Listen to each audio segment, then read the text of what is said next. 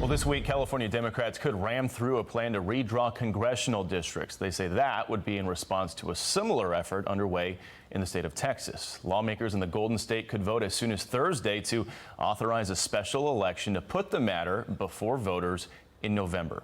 Senior correspondent Claudia Cowan is joining us live in Sacramento, California, with the latest on this. Hi, Claudia. Hi, Bill. That's right. California's redistricting plan was unveiled here yesterday. It got an official ballot number, Proposition 50, and now Democrats are racing to get it all passed by Thursday.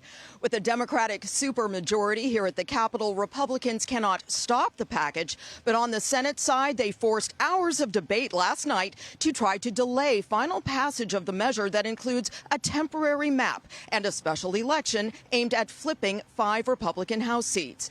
Democrats say they're just responding to the Republican gerrymander in Texas to pick up 5 seats there in the next midterms.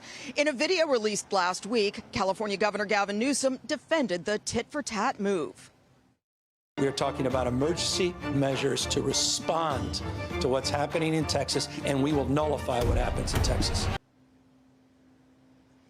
So compare the current map of California's 52 congressional districts drawn up by the state's Citizen Redistricting Commission after the 2020 census to the new one drawn up just recently by Democrats, which potentially leaves Republicans with just 4 House seats instead of the 9 they have now. Former Governor Arnold Schwarzenegger is among the Republicans blasting the gerrymander on social media. Critics also point to the estimated $235 million price tag for a special election, and they're pointing to early polling showing most voters want an independent commission to draw district lines, not politicians. Democrats will be holding committee hearings today and tomorrow and plan to pass a constitutional amendment on Thursday to set up this special election here in California on November 4th. So if Proposition 50 passes and if a red state moves first, Bill, California's newly drawn congressional maps will be used until the next census count in 2030. And we will see what California voters have to say about that if and when that election happens. Claudia Cowan, live in Sacramento. Good to see you. Well, I want to bring in Karl Rove, former White House Deputy Chief of Staff and a Fox News contributor. Here's what Texas Governor, maybe just behind you there in Austin, said last night on Hannity. What the Democrats have done is disgraceful and potentially illegal. I'll tell you this much. If California dares to try to squeeze out more Republicans, there are going to be lawsuits that will overturn that. What I can tell you in the state of Texas, the 5 Republican seats that we are adding, they are going to withstand legal challenges, and those will be Republican members added to the United States Congress. Karl, here's Governor Newsom. He responded, okay, he, of course, on X. He said, what the Republicans have done is disgraceful and potentially illegal. If Texas is trying to squeeze out more Democrats, there will be lawsuits that overturn that. You know, I follow this stuff fairly closely. I'm lost. What's going on? Well, look, the Texas map is not going to be overturned. It creates 2 black majority districts for the first time in Texas history and creates an 8th, one more additional, the 8th Hispanic majority population district. The Voting Rights Act is going to be, is going to be a good cover for it to be done. And look, California is already gerrymandered. Donald Trump got 38% of the vote there, and 83% of the members of the delegation are Democrats. The new map, if the Republicans do take 5 seats, and remember, one of them, they're going to have to defeat a popular, albeit troubled incumbent Democrat who ran 6 points ahead of Kamala Harris. So there's no guarantee that it's going to be 5. Even if they get all 5, though, the state is going to have a bigger delegation of Democrats, percentage-wise, than there are Republicans in California or New York or Illinois.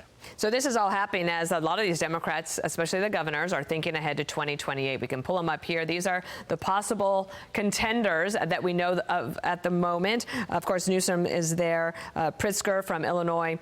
You've got Walz as well. But the other problem is that the DNC has some money problems. This from Politico. Big donors have pulled back from giving to the party, and small donors are not growing enough to make up the gap.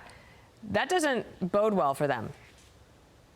No, in fact, I think the gap is $80 million raised by the Republican National Committee and $15 million raised by the Democratic National Committee. And that's bad, but it ain't. That's only the beginning.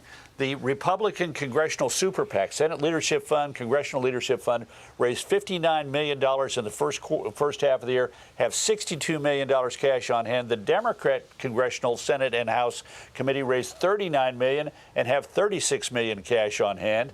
Then the GOP House members in battleground districts are raising about 25% more than Democrats in battleground districts. And then looming behind it all is President Trump has set up a super PAC to support Republican members of the House and Senate, and he has raised $200 million as of the end of the first half of the year. So then if you are somebody maybe thinking of challenging one of these Republicans, that might even be a vulnerable one, like in a Biden district, do you have to think twice?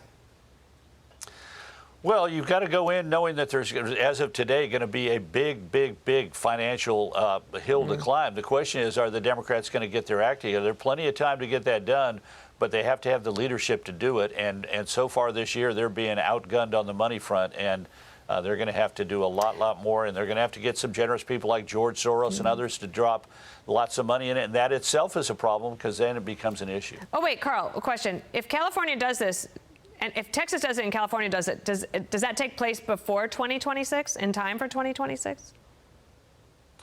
Well, Texas will, because our filing deadline is not until later in the year, and you know, the court challenges are going to be the key. The Democrats are not going to be able to sort of begin to sort of say we're going to run until after the November constitutional election, if they win it, which is 2/3 of the voters today say they're not for taking the power away from the independent commission. Yeah, I saw that yesterday. All right, Carl, thanks for the lightning round. It's like when I used to see you in the hallway. Appreciate it. Great, thank you. All the best. Hey everyone, I'm Emily Campagno. Catch me and my co-hosts Harris Faulkner and Kaylee McEnany on Outnumbered every weekday at 12 p.m. Eastern, or set your DVR. Also, don't forget to subscribe to the Fox News YouTube page for daily highlights.